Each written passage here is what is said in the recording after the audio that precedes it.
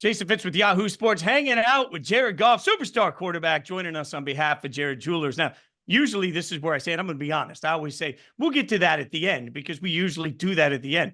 We will get to that at the end, but it has me thinking, Jared, with Jared Jewelers, like what teammate is already blowing you up trying to get, like, we know teammates wear a lot of jewelry. This feels like it's going to be expensive for you, man.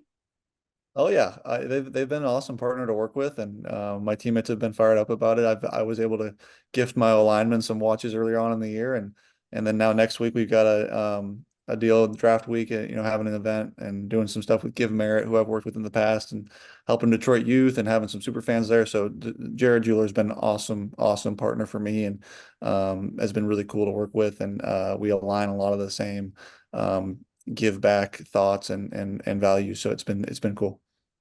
Walk me through the offensive lineman gift process, because like that used to be something that was cool. It was like, but it's like Christmas bonuses now. Everybody Yeah. analyzes it. You don't want to be the jelly of the month club. Like, what's the thought process go into for you?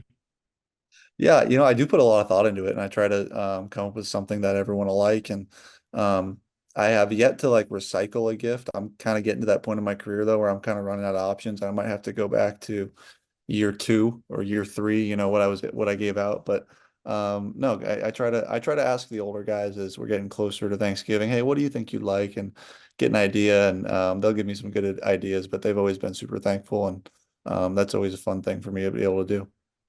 All right. So let's talk about your career a little bit, because obviously when you were traded to the Lions, a lot of people had a lot to say. Now you've had tremendous success. Do you find vindication in that?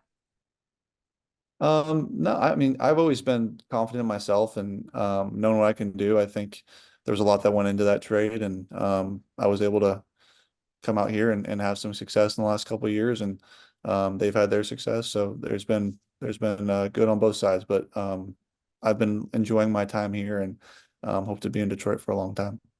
I mean, the world enjoyed the run for the Lions last year. It was one of the greatest stories in the NFL season. At what point does it sort of sink in for you how magical that was, but also how much it captivated the entire NFL audience? I don't think I really realized that until this offseason, hearing from people, walking down the street or whatnot, how excited people were for us. And even though they were a fan of, say, another team, they were rooting for us. And it's cool. It's very cool. We never thought that or expected to have that type of support, but it's very cool. And our fans here in Detroit are the best. There's no one I'd rather play in front of. And it's been a lot of fun to be able to show them some winning football over the last year or so. So that has me thinking about, you mentioned the draft, and part of the reason I think so many fans love the draft is it's like this season of change, right? And you're part of an organization now that was seen one way for a long time and is now seen as possibly a Super Bowl contender this year. From somebody in that locker room, what's it take to take an organization from being at the lower portion of the league to suddenly being where you guys are? Yeah, a lot of hard work, and I know that's the boring answer, but it's the truth. And it's a lot of hard work, and a lot of hands on deck. It's not one person. It's a lot of people, and it's a lot of perseverance, and it's a lot of hard times. It's a lot of going through the mud together and coming out the other side with some success, and have our sights set on something bigger this year. Absolutely. I mean, everybody seemed to have something to say about your head coach when he was hired. Everybody had something to say about the Lions draft last year. Everybody's had things to say about you. Are you guys motivated by the noise, or do you just completely shut it off? You don't really hear much of it. At least I don't when the season starts. In the off season, I'll get some of it, and a lot of people send it to me. But yeah, there's some things that you'll never forget and that stick with you, and a chip on your shoulder. And I think that's good. I don't think that's a bad thing. But we don't ride the roller coaster of what the media may want to do throughout the year, and we stay pretty steadfast, and know who we are and know what we need to do, and let them kind of have their fun. It's interesting to me too, because as somebody that was drafted at such a prime position, you understand the pressure that all these guys that are about to be drafted are under. What advice would you give them?